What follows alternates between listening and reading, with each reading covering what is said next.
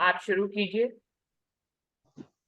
बोलो श्री प्राणनाथ प्यारे की जय। बोलो श्री सतगुरु महाराज की जय। सभी सुंदर साथ के चरणों में कोटि कोटि प्रणाम जी। आँखा खोल तू आप अपनी, आँखा खोल तू आप अपनी, निरख दनी श्री धाम, निरख दनी श्री धाम। ले कुशवास याद कर, ले कुशवास याद कर। बांध गोली, बांध गोली प्रेम का। आँखा खोल तू आप अपनी, आँखा खोल तू आप अपनी, निरख दनी श्री धाम। प्रेम प्याला बर बर पियो, प्रेम प्याला बर बर पियो। त्रैलोकी चाक चकाऊं, चौदह भवन में करूं उजाला, चौदह भवन में करूं उजाला। फोड़ ब्रह्मांड पीऊ पास जाऊं, फोड़ ब्रह्मांड पीऊ पास जाऊं, फोड़ ब्रह्मांड पीऊ पास जाऊं। आँखा खोल तू आप अपनी, आँखा खोल तू आप अपनी। दिक दिक पढ़ो मेरी पांचों इंद्री, दिक दिक पढ़ो मेरी पांचों इंद्री, दिक दिक पढ़ो मेरी दे। श्री श्याम सुंदर वर जोड़ के, श्री श्याम सुंदर भर जोड़ के। संसार सो कियो सने, संसार सो कियो सने, संसार सो कियो सने। आँखा खोल तू आप अपनी, आँखा खोल तू आप अपनी। दिक दिक पढ़ो मेरे सब अंगों, दिक दिक पढ़ो मेरे सब अंगों। जो न आए धनी के काम, जो न आए धनी के काम। बिना पहचाने डारे उल्टे, बिना पहचाने डारे उल्टे, ना पाए धनी श्री धाम, ना पाए श्री धाम।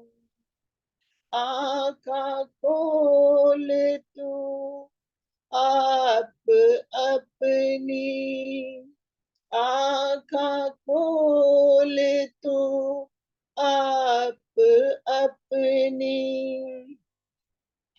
तुम तुम्हारी गुण न छोड़े, तुम तुम्हारे गुण न छोड़े। मैं बहुत करी दुष्टाई, मैं बहुत करी दुष्टाई, मैं कर्म किए अति नीचे, मैं कर्म किए अति नीचे, पर तुमरा की मूल सगाई, पर तुमरा की मूल सगाई।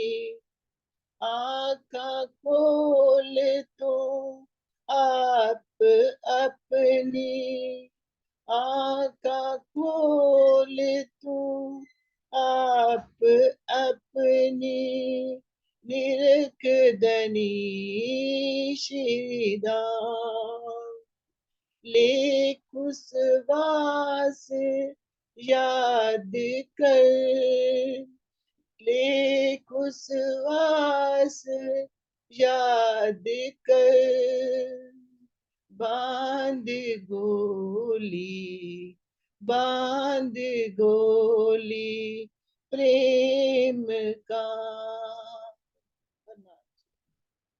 सभी सुंदर सा के चरणों में कोटि कोटि प्रणाम जी। धन्यवाद ममता दीदी। शुरू करते हैं सुंदर साथ जी।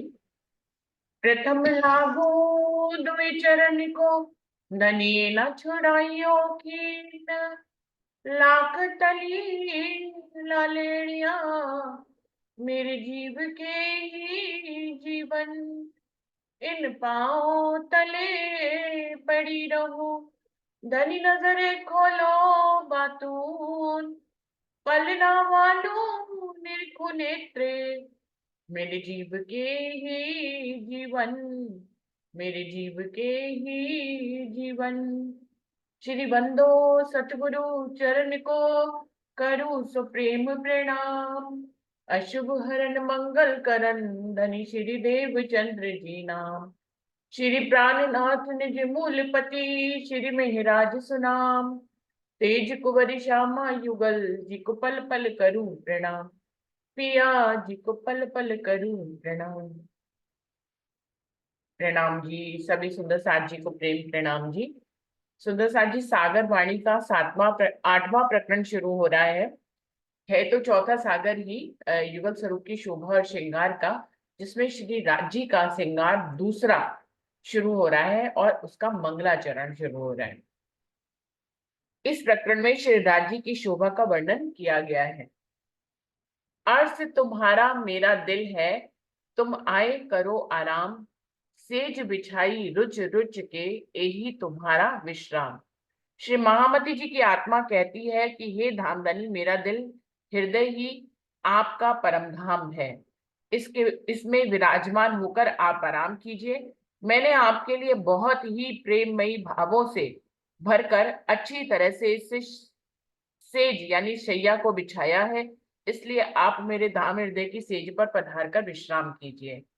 आशिक आत्मा अपने माशूक श्री राज्य को अपने धाम हृदय में बसाकर प्रेम करना चाहती है।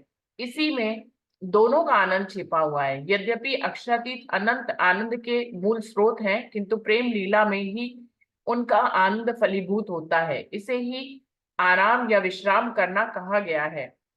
कलश हिंदुस्तानी का यह कथन सुख देऊं सुख लेऊं सुखे जगाऊं साथ इसी ओर संकेत करता है।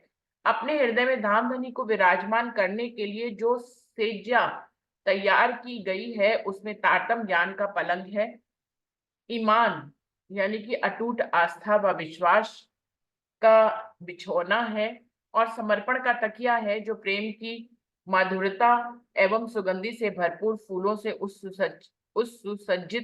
उसे सुसज्जित किया गया है। तो कह रहे हैं कि हृदय रूपी शैया पे राज्य को बुलाने का आवाहन कर रही हैं इंद्रावती जी कि मेरा धाम हृदय आपका परम धाम है और मैंने यहाँ पर अपनी सेज को आपके लिए आराम करने के लिए बड़े ही रुच रुच के बिछाया है। रुच रुच के बिछाने से क्या तात्पर्य है कि इसमें उन्होंने काल माया के ब्रह्मांड की 3 चीजें इसमें करी है कि जिसमें जो पलंग है वो तारतम ज्ञान का है, ईमान का बिछोना है और समर्पण का तकिया है। तो मैंने ये तीनों चीजें आपके लिए बिछाई हैं, अपना समर्पण भी किया है, मेरा ईमान भी आप ही की तरफ है, और तारतम वाणी तो मुझे वैसे ही आपकी तरफ ले जाती है, तो मैंने तारतम वाणी से मंथन करके बिछौना बिछा लिया है, पलंग बिछा लिया है और अपने ईमान का बिछौना भी लगा लिया है और समर्पण का तकिया भी लगा लिया है। हे राजी महाराज आप मेरे धाम हृदय में आकर आराम पाइए। अब आराम तो देने के लिए राजी महाराज ही मूल स्रोत है, वो कह रहे हैं। वैसे तो सबको आराम किससे मिलता है? राजी महाराज से मिलता है, लेकिन यहाँ इंद्रावती उनको आराम देने के लिए कह रही है। तो इंद्रावती जी का कहने का भाव ये है, आराम भले चाहे राज्य से ही सबको मिलता है, उसके मूल स्रोत भले चाहे राज्य ही, लेकिन उनका ये आराम फलीभूत कब होता है? जब वो रूहों के साथ होते हैं। अगर वो रूहों के साथ नहीं होंगे तो अपने आनंद को कहाँ बिखेरेंगे? सुंदर साथ जी, मेरे अंदर अगर आनंद ही आनंद है, लेकिन मैं अपना आनंद कहाँ प्रदर्शित करूंगी? या तो मैं स्वयं पे प्रदर्शित करूंगी या मैं दूसरों के साथ होंगी तभी आनंद को प्रदर्शित करूंगी।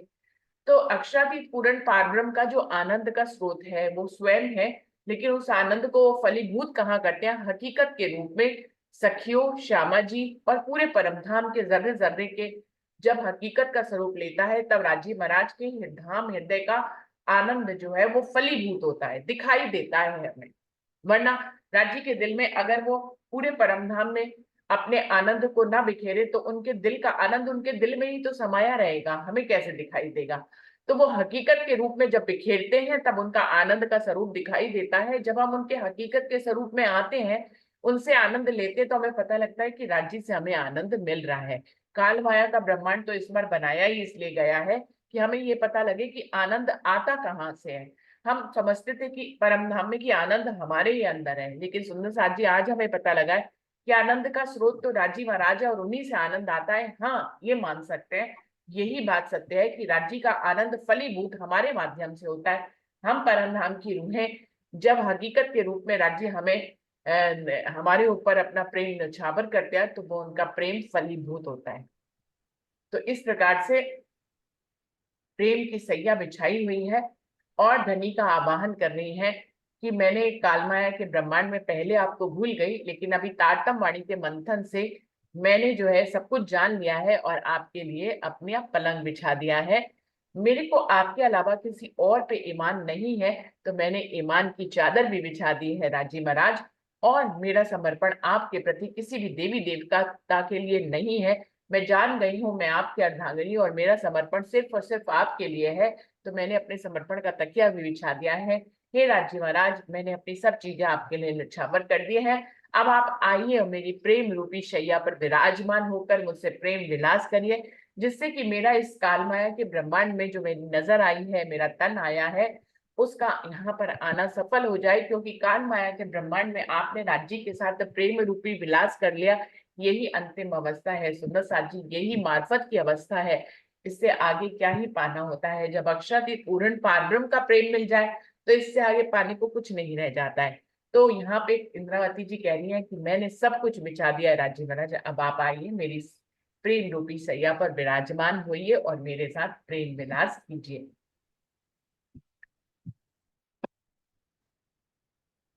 जी अर्श किया दिल मोमिन, अर्श में सब बिसात, निमिख न्यारी क्यों हो सके, रूह निस्बत हक जात। मोमनों का दिल ही आपका अर्श है, जहाँ सब सुखदाएं हैं। वे मोमिन आपकी ही अंगना है, इसलिए एक क्षण के लिए आपसे अलग नहीं हो सकती। इश्क सुराही ले हाथ में, पिलाओ आठों जाम, अपनी अंगना जो अर्श की, ताएं दीजो अपनों ताम।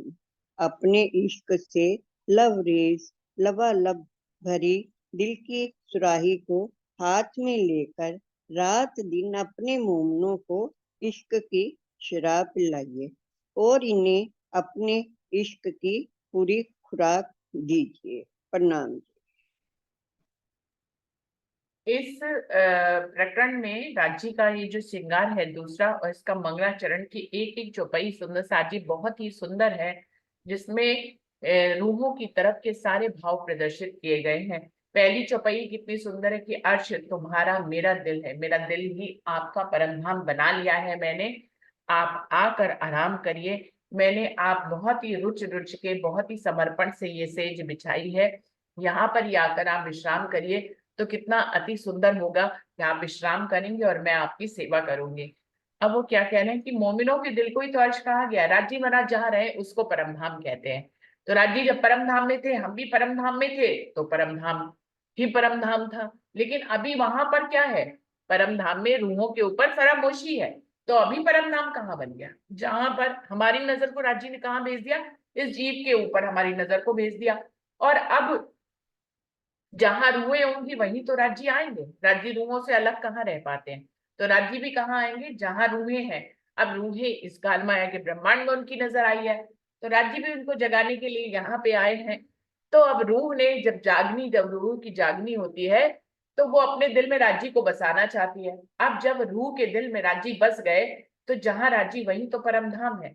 मान लीजिए आपके दिल में राज्य बसे हुए, हम सबके दिल में राज्य बसे हुए हैं, तो जहां राज्य बसे हैं वही तो राज्य का घर होगा। राज्य का घर अलग से थोड़ी ना हो सकता है, जहां राज्य रहते हैं वही राज्य है, राज्य हमारे दिलों में रह रहे हैं। तो हमारे दिल क्या हो गए, राज्य का घर हो गए, है ना, हमारे दिल क्या हो गए, राज्य का घर हो गए। अब जब राज्य का घर हो गए तो हमने क्या कह दिया, अपने दिल को परम धाम कह दिया। बिल्कुल ऐसे ही इंद्रावती के धाम हृदय में राज्य विराजमान है, तो वो कह रही है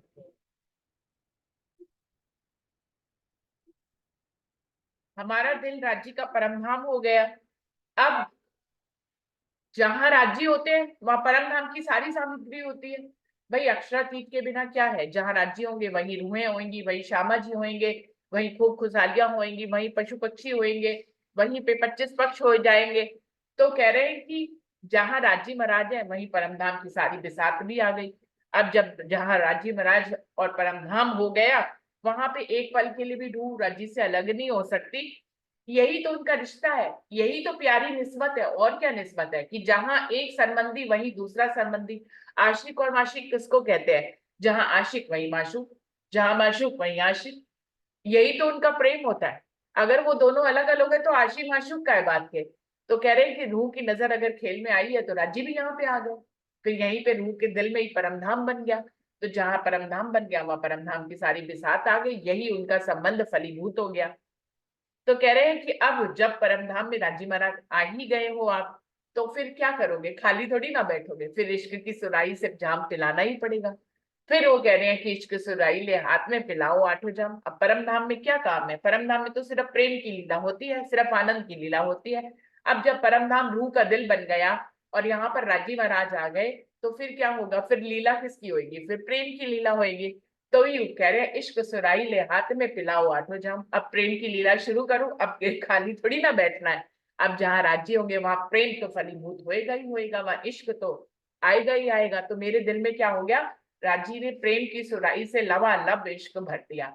तो अब उस प्रेम को कौन ले रही है, रूह ले रही है अपने ही दिल में, अपने ही दिल रूपी बने हुए परम धाम में, जहां राज्य बैठकर इश्क की सुराही पिला रहे हैं।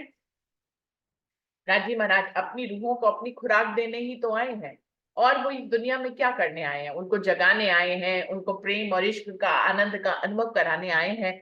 और वरना उनको खेल में आने का क्या जरूरत थी। उनके अंदर जो इश्क है उस इश्क को फलीभूत परम धाम में वो हकीकत के रूप में करते थे।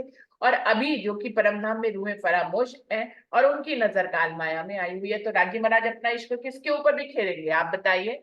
हमारे अलावा किसके ऊपर बिखेरेंगे? आशिक अपनी माशूक के अलावा किसके साथ प्रेम करेगा? तो राजी महाराज यहाँ पर भी हमें प्रेम का स्वाद देने के लिए ही आए हैं। परम धाम में भी प्रेम का स्वाद देते थे, अब रूहों की नजर यहाँ आ गई है, तो यहाँ आकर भी वो प्रेम की सुराई से रूहों को प्रेम का आनंद दे रहे हैं। इसके अलावा तो धनी के पास कोई काम ही नहीं है, वो अपनी रूहों को लाड देने ही लाडी देते आए हैं, परम धाम में भी यहाँ पे भी। तो वो लाड, अपना प्रेम, अपना इश्क जो है वो अपनी सुराई से अपनी रूहों को उनकी खुराक दे रहे हैं राजी महाराज। और वो स्थान कौन बना हुआ है? मेरा दिल बना हुआ है।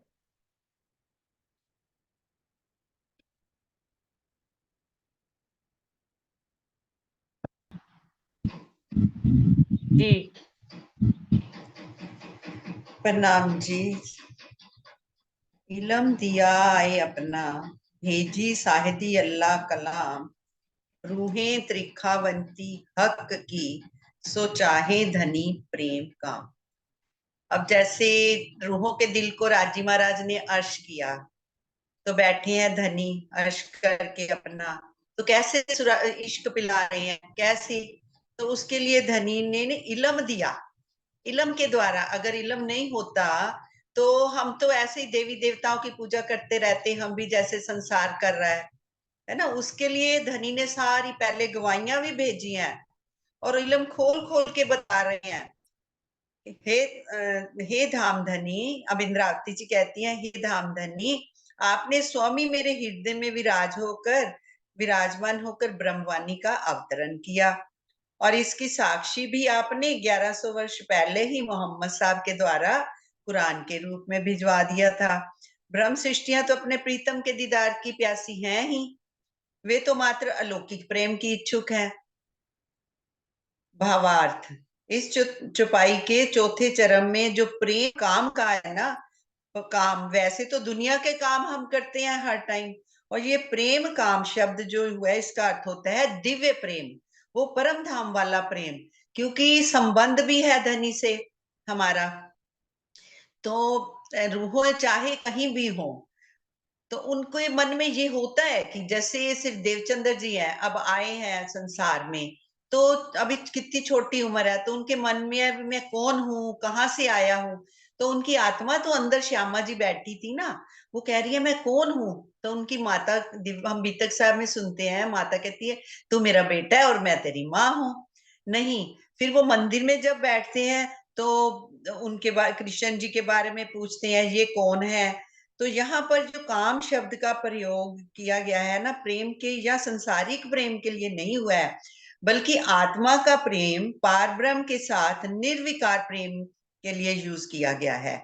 काम का तात्पर्य इच्छा, चाहना या कामना से है। जैसे सिर्फ देवचंद्र जी के मन में यही इच्छा है कि मैं कौन हूँ और मैं कहाँ से आया हूँ, मेरी आत्मा के धनी कौन है।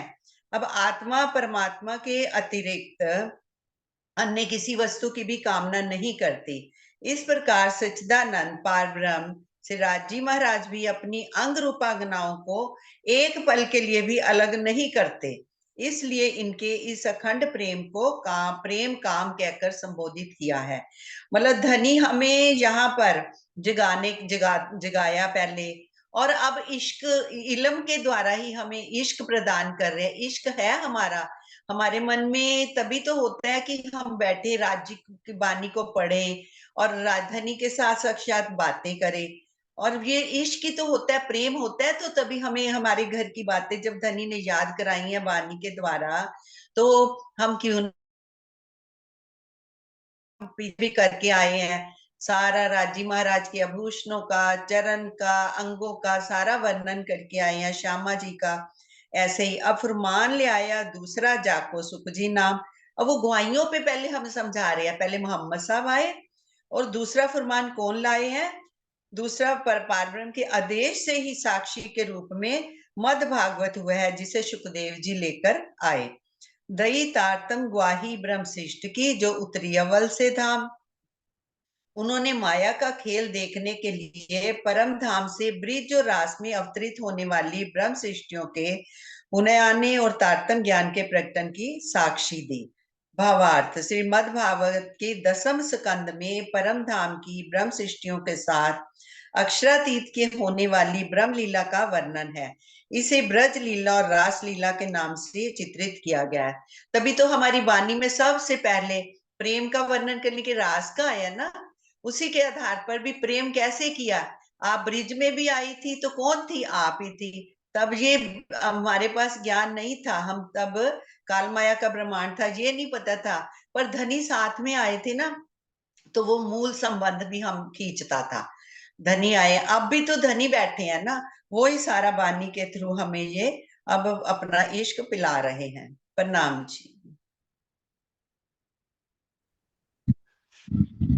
जी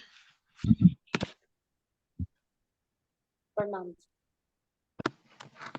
खिलवत खाना अर्श का बैठे बीच तकत, श्यामा श्यामा श्याम मस्ती दीजिए अपनी जो गलित होए यही ठाम। जो अखंड परम धाम की अंत रंग लीला स्थली मोल मिलावा है, उस स्थान पर उस ब्रह्म अंगनाओं के मध्य में आप श्याम श्यामा श्याम सवे रूप सिंहासन पर विराजमान हैं। ये धनी आप उन्हें प्रेम की मस्ती प्रदान करें, जिसको प्राप्त कर मैं इसी नश्वर संसार में प्रेम में गलित गात हो जाऊं। तुम लिखिया कुरमान में हक अर्श मोमीन कबू कलूब सो शुकुन पालो अपना तुम हो मेरे महबूब। हे धाम धनी, आपने अपने संदेश कुरान में श्वेत उल्लेख किया है कि ब्रह्म अंगनाओं का दिल मेरा अखंड घर है। अत आप अपने वचन का स्वयं पालन कीजिए। आप तो मेरे प्राण प्रिय पति हो। प्रणाम जी। क्या कह रहे हैं कि राजी महाराज, आपने तो खुद अपनी गवाहियों में लिखा है कि अक्षरातीत पूर्ण पारब्रह्म का घर जो है वो मोमिनों का दिल होता है। तो कह रहे तुमने जब गवाही में लिखा है तो अपने सुकन का पालन करो। भाई हम लोग नहीं कहते हैं, आपकी बात पकड़ लेते कि आपने तो ऐसा कहा था, अब आप खुद ही नहीं ऐसा कर रहे हैं तो आपको ये करना ही पड़ेगा। तो ऐसे ही इंद्रावती जी क्या कह रही है राजी महाराज को, तो आपने तो खुद ही लिखा है गवाहियों में कि अक्षरातीत पूर्ण पारब्रह्म का घर जो है, आशिक का घर जो है वो माशूक का दिल होता है। तो फिर आप अपने इस सुकन को पालो आकर। आपने मैंने जो सेज बिछाई है रुच रुच के, धनी उस पे आके विराजमान होइए और मुझे प्रेम का आनंद दीजिए। और माशूक को आप प्रेम का आनंद नहीं देंगे तो आपका प्रेम किस काम का है। तो धनी आपको अपना प्रेम दिखाने के लिए भी मेरे दिल में आना पड़ेगा और अपने सुकन का, अपने वायदे का आपको पूरा करना पड़ेगा। आपने परम धाम में पहले ही कहा था कि हम लोग भूल जाएंगे, लेकिन आप धनी आओगे हमें जगाने के लिए। तो अपने उस सुकन का भी आप पालन करो। तो बार बार उनको उनके शब्दों की याद दिला रही है। वैसे तो राजी को सब याद है सुंदरसार जी, लेकिन ये एक भाव है, दावे का भाव यहाँ पर दर्शा रही है इंद्रावती कि माशूक जो है वो अपना दावा दर्शा रहा है आशिक को कि तुम्हारा प्रेम मेरे लिए ही है, तुम्हारे हृदय में जो प्रेम है वो सिर्फ सिर्फ मेरे लिए है, वो मेरी ही संपदा है। तो मेरी संपदा आपको मुझे देनी पड़ेगी। आपको अपने सुकन, आपने जो वादे किए थे उसका आपको पालन करना पड़ेगा। हमने अपनी तरफ के सारे वादे भले चाहे तोड़ दिए हो, लेकिन हम राज्य का वादा जरूर याद दिलाते रहते हैं। हमने कहा था हम तुम्हें भूलेंगे नहीं, हम अपना ये वाला वादा भूल गए, लेकिन हम राज्य को, अब जबकि राज्य ने हमें जागृत कर दिया है तो हमें परमधाम की बातें अब जब राज्य ने बता दी हैं, तो उन्होंने जब हमें बातें बता दी तो मुनि की बातों से राज्य को ही उनके शब्दों की याद दिला रहे हैं कि आपने तो गवाहियों में भी यही कहा है, आपने तो परमधाम में भी यही कहा था कि आपका प्रेम जो है वो हम रूहों के लिए होता है। तो धनी अपने इस वचन का पालन कीजिए, मेरी हृदय रूपी शैया पर विराजमान होइए, आराम कीजिए और प्रेम की सुराई से मुझे प्रेम के प्याले पिलाइए। धनी अपने इस वादे को आप पूरा कीजिए। और भी हाँ जी। और भी लिखिया समनून को हक दोस्ती में पासा, सो कोल पालो अपना मैं देखूं महबूब की राह। कुरान में समनून बादशाह का प्रसंग लिखा है। उसमें आपने अल्लाह ताला ने समनून को यह संदेश दिया है कि हे अहंकारी बादशाह, तू तो झूठी माया का बादशाह है और मैं अखंड से प्रेम करने वालों का बादशाह स्वामी हूँ। मेरे प्रीतम, मेरे धाम हृदय में आ जाइए, मैं आपकी बाट देख रही हूँ। कुरान में लिखवाए हुए अपने इन वचनों को पूरा कीजिए। बावत कुरान के यह पाक सूहा क्या है ये? कुरान के पास हुआ ये एक कुरान की से चौपाइयों का संख्या लिखी हुई है, उसको आप छोड़ दीजिए। ये प्रसंग आया है, इस तरह से पढ़िए। हाँ। समनून एक अत्याचारी बादशाह था। वह अपने समय के पैगंबरों तालूत से द्वेष रखता था। सब समनून ने सुना कि तालूत सबको स्वर्ग ले जाने की बात करते हैं, तो उसने अपने धन की मद में आकर एक कल्पित कृत्रिम स्वर्ग बनवाया तथा सारी प्रजा को यह संदेश दिया कि मैं स्वयं स्वर्ग का निर्माण करने में सक्षम हूँ और सभी को उसमें ले जाऊंगा। आप सभी तालूत से कोई भी संबंध ना रखें। अपने बनवाए हुए स्वर्ग में जब वह प्रवेश करने लगा, तो जैसे ही उसका एक पैर अंदर और एक पैर स्वर्ग के बाहर था, अजराइल मृत्यु ने उसके प्राण हर लिए।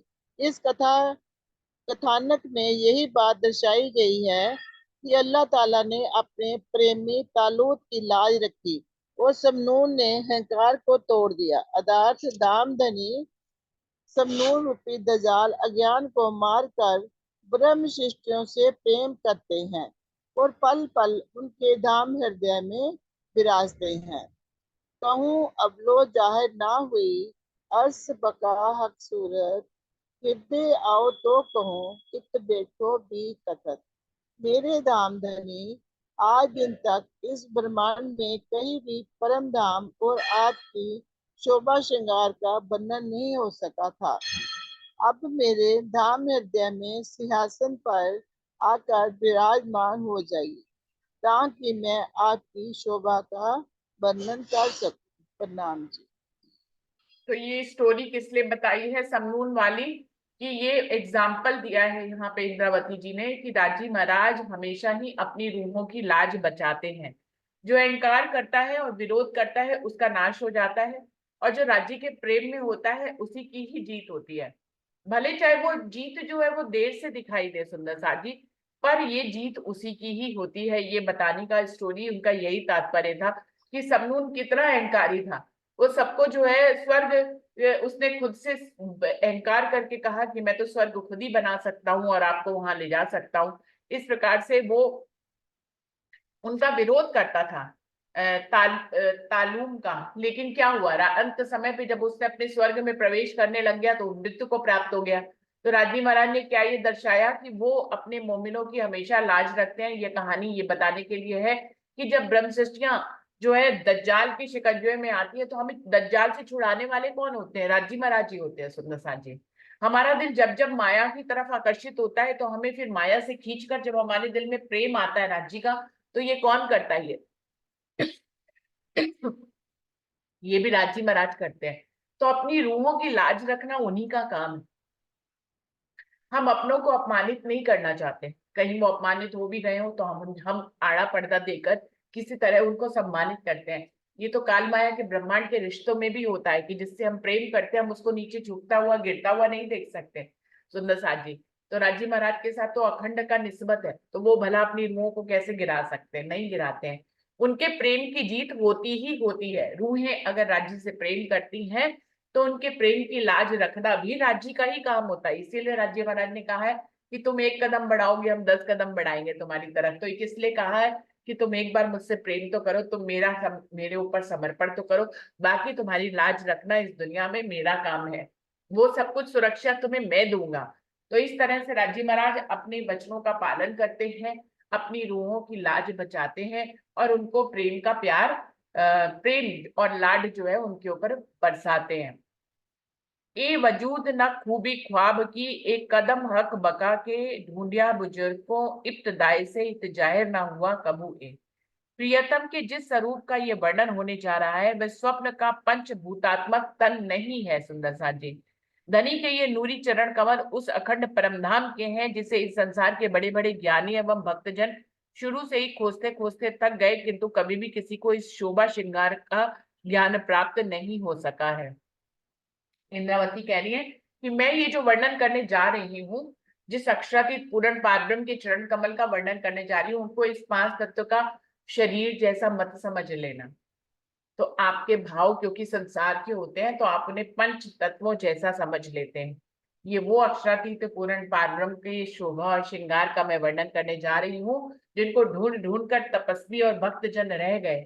करोड़ों उन्होंने तपस्याएं करी, अग्नि में जले, पहाड़ों में बैठे और बर्फों में पिघले, तो भी उन्हें अक्षरातीत के चरण कमल नहीं मिले। आज अक्षरातीत जो है मेरे धाम हृदय में बैठकर मुझसे वो वर्णन करा रहे हैं, ये धनी की मेहर है। तो रूहों उनको पांच तत्वों वाला तन समझकर उनको अपने हृदय में वैसी शोभा मत ले लेना। आपको धनी के इन नूरी चरणों को नूर के ढंग से समझना है और नूरी ढंग से अपने हृदय में बसाना है सुंदर साथ जी।